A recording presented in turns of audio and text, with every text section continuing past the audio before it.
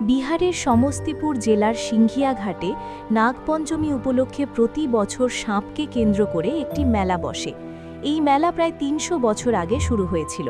প্রতি বছর আয়োজিত প্রাচীন মেলাটি অত্যন্ত জনপ্রিয় ও রোমাঞ্চকর। এই মেলার মূল উদ্দেশ্য হল সর্পদেবী বা মাতা বিষহরীর পূজা করা।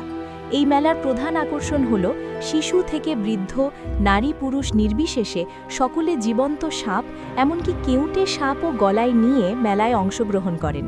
এমনকি কেউ কেউ জিভ দিয়ে সাপকে স্পর্শও করেন।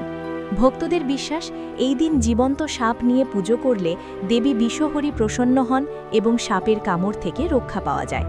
আরও আশ্চর্যের বিষয় হল, সেখান থেকে বেরিয়ে আসা এই বিষধর সাপগুলোর কোনোটিই কখনো কাউকে কোনো ক্ষতি করেনি।